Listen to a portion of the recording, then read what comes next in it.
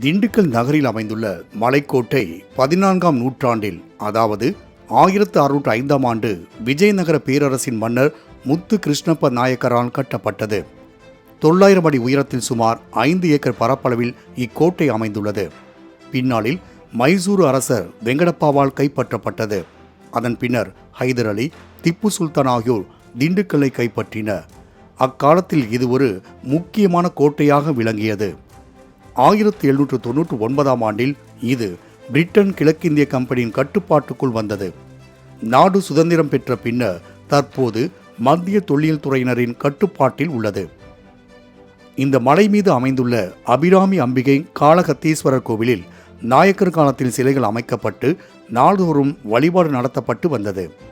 அதன் பின்னர் கோட்டையை கைப்பற்றிய இஸ்லாமிய மன்னர்கள் மற்றும் ஆங்கிலேயர்கள் பக்தர்கள் போர்வையில் எதிரிகள் உள்ளே நுழைந்துவிடக் கூடாது என கருதி கோவிலில் இருந்த அனைத்து சிலைகளையும் அகற்றிவிட்டனர். இச்சிலைகள் தற்பொழுது திண்டுக்கல் நகரின் மையத்தில் உற்சவ மண்டபமாக இருந்த அபிராமி அம்பிகை கோவிலில் வைக்கப்பட்டுள்ளன.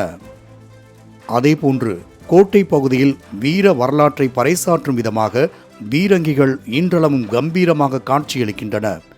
மேலும் கோட்டைக்குள் ஆங்காங்கே பாதாள அறைகள், வீரர்கள் பதுங்கு குழிகள் மற்றும் கண்காணிப்பு கோபுரங்களும் உள்ளன. தொல்பொருள் துறையின் கட்டுப்பாட்டில் இருக்கும் இந்த கோட்டையை பொதுமக்கள் சுற்றி பார்ப்பதற்கு கட்டணம் வசூலிக்கப்படுகிறது. ஆனால் அங்கு எவ்வித அடிப்படை வசதிகளும் செய்து தரப்படவில்லை. மலைக்கோட்டை நுழைவு வாயில் பகுதி குப்பை மேடாக காட்சியளிக்கிறது. அத்துடன் களைச்செடிகள் வளர்ந்து புதர்கள் மண்டி காணப்படுகின்றன. அது மட்டுமின்றி கோட்டையை சுற்றியுள்ள அடிவார பகுதி முழுவதும் ஆக்கிரமிப்பின் பிடியில் சிக்கி உள்ளது. இத்தனை வரலாற்று சிறப்புமிக்க ஒரு இடம் யாரும் வந்து பார்க்க முடியாத நிலையில் இருப்பது எத்தனை வெட்கக்கேடு! எனவே மலைக்கோட்டையை சுற்றியுள்ள ஆக்கிரமிப்புகளை அகற்றி குடிநீர், கழிவறை, நிழற்குடை, இருக்கைகள், மின்விளக்கு உள்ளிட்ட அடிப்படை வசதிகளை மேம்படுத்தி சுற்றுலா பயணிகள் வந்து செல்ல ஏற்பாடு செய்ய வேண்டும் என்பதே சமூக ஆர்வலர்களின் கோரிக்கையாக உள்ளது. திண்டுக்கல் மாநகரத்தின் மையப்பகுதியிலே மிகப்பெரிய மலைக்கோட்டை அமைந்துள்ளது. அதன் அடிப்படையில தான் திண்டுக்கலுக்கு திண்டுக்கல் என்று பெயர் கூட வந்தது.